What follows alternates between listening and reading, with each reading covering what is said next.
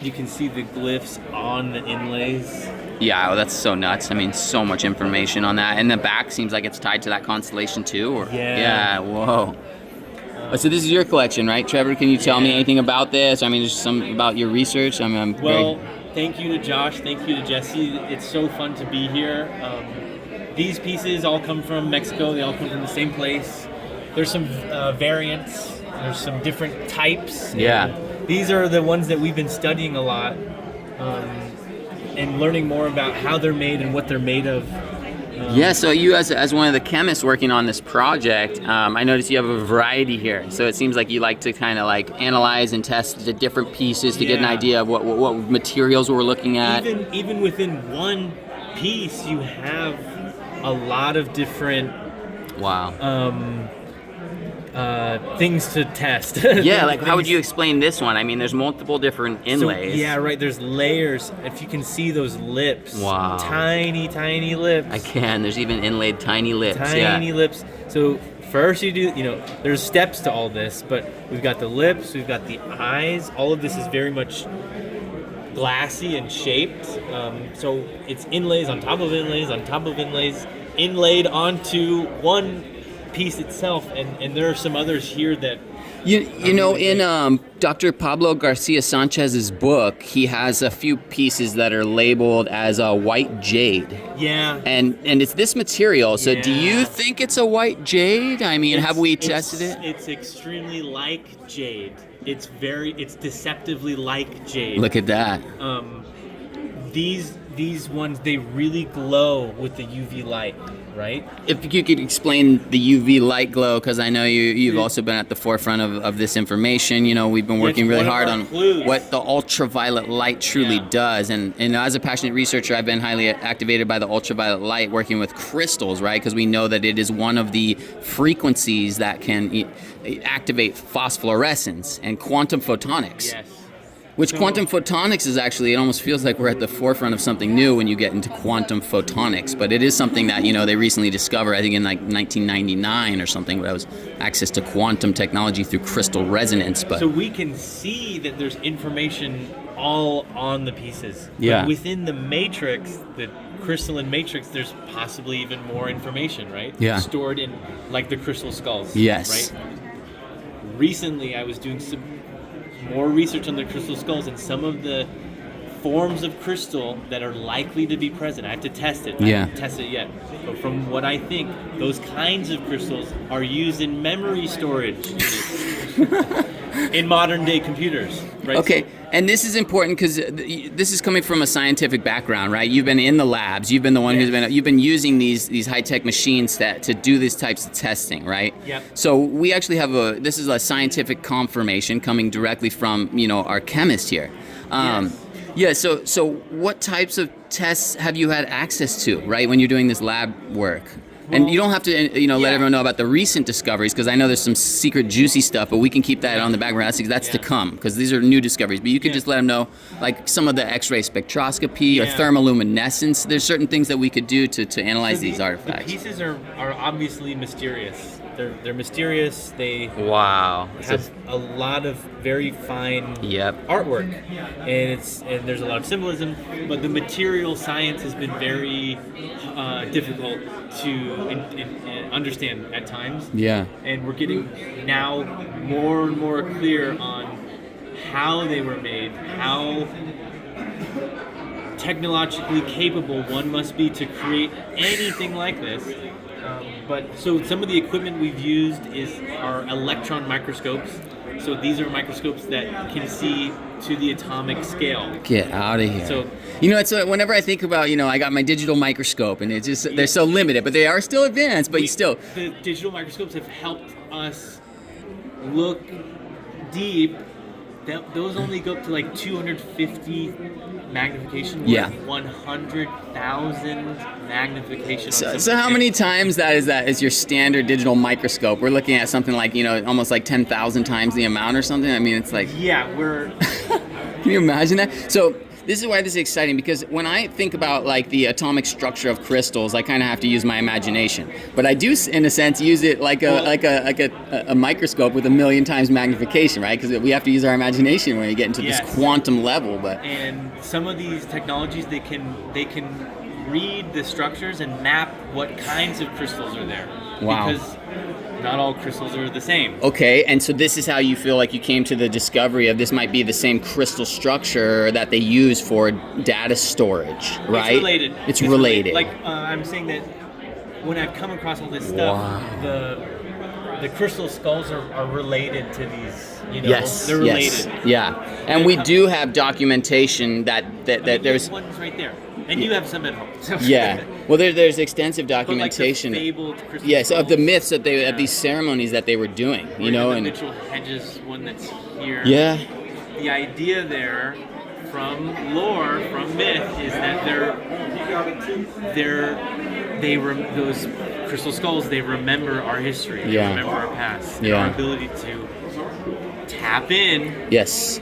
Through our consciousness. Yes. Is our ability to remember and move forward into alignment. An interesting topic is how fast and easily we will dismiss that that's even a possibility, that we could store information into a crystal quartz.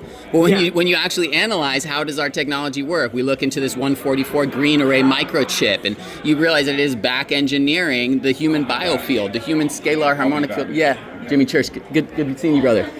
And basically, it's like we know that how we've accessed this level of technology is by, back engineering Mother Nature, in divine perfection. The crystals hold a certain form of it's an Akashic resonance. They literally allow us to link up to the Akashic field. High technology. Yeah. So in the search for a lost civilization with high technology, look no further. There's a lot of evidence. Wow. All around Mexico and other places like Peru. What would you have to say about the Orichalcum? Yes. Just now that we got our own, So a lot of these pieces have a lot of metal work, right? Metallurgy. Wow. So when we did some of the scanning and some of the testing on these metals, they're alloys. And they do contain a fair amount of gold. They look like gold. So the alloys, when we compared them to known alloys, it didn't bring up anything. Okay. But it is an alloy and it is real. And so it in my research, remember these pieces are old, so ancient actually, and so Atlantis and Plato, he talks about Orichalcum being a fabled Atlantean alloy. So when you look up the theorized version of what that's made of, our test checks out to Plato's version of it. Yes. And it's highly likely that these are Orichalcum-like Atlantean alloys. So here's something that is really exciting. Since you brought this up, Anthony ended up taking a piece to his goldsmith in town, right? The gold seller. And we ended up scraping a little bit, and they got back, specs on it. And it was so highly advanced. It's an alloy of like 7 different, metals. It's like gold, silver, zinc. It's got tin, iron, and there's 3 other ones that I have to remember. Unique. But it's very unique. So what about the adhesive that's associated with specifically the Orichalcum inlays? Because in metalsmithing, you can only have a certain... Oh, you mean how do you merge the alloys and how do you alloy all these different... I was going to get into this. The solder that we use for gold is different from black. Right, we have to make our own alloy. Is the adhesive that's used for the inlay, does it have something unique about it for the ones that have the Orichalcum inlaid compared to just another stone inlay? Remember that. Forget the metal for a moment. Look at the other inlays. They're all form-fitting, right? They're all fit like these eyes, right? Yeah. They're fit to form. There's no room. There's very, very, very little room. I know you've sampled. Seamless. Yeah. So in the past, we've actually popped these out. And you have to go chipping away at it because I feel like whatever we're looking at, this ancient adhesive, it almost crystallizes and then petrifies, right? And that's how I've always felt. And the glue is super strong, and the glue, you're asking about the glue on the metal. Once they they have the recess already mapped out. Yeah. You know what I'm saying? They have the recess, so they make the piece to form, and there's enough room for some relative glue. to that. And there's some other examples of So that would also answer my question. Sometimes I'm like, these inlays seem like such modern types of material, but the fact that they used it as almost like a molding to the piece, they would have had to have this piece first to even make it. Because sometimes I There's see steps to all I these see processes. those and I'm like, oh, those are modern day types of little inlays. Why would they have those? But if they're using this ancient form of like molding the stone and the material to the piece itself, they would have already had to have that shape. It's fucking seamless. Like, it's all form fitting. Yeah. Every It's the same way that we would do wax carvings and wax molds, like in jewelry making. You carve the wax, you put the stone that you're going to inlay into it. You make a template kind of. You make a template, and then you pop the stone. I pop the ruby out, and then it leaves its imprint in the wax, and then you cast the wax in. And then you have the perfect spot to put it back in. So the way they did this is probably not that far from that. Maybe they weren't using wax. I mean, I don't know, right? But they did it all the time. Like, form fitting inlays.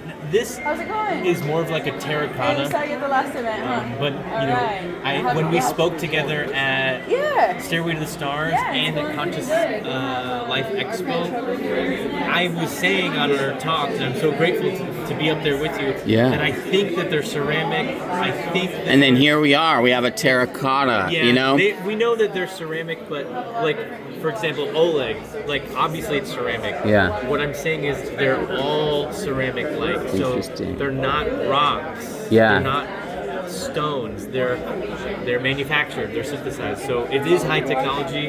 The chemistry is actually screaming at you if you take a look. Yeah. The splotching and the colors. Well, I was gonna say, I know we've all been dying to see what I know these daggers are really popular. This is more like 2 foot long dagger. Yeah, so if you would like to share a little bit about this and what you may know about this piece, because this looks like an ancient royalty or something. I mean, this is 2 feet long. This is a massive sacred dagger. Wow. This is just unbelievable. So how much time have you spent with this one? So I'm very proud to say that this is the most tested piece in existence. Wow, are you kidding me? The most diversely tested piece. So if you can zoom in here, that little hole. I can. That's where we sampled the glue for carbon dating. Wonderful. Yeah, because this is glued into this. Yep. Okay. You can see the seam.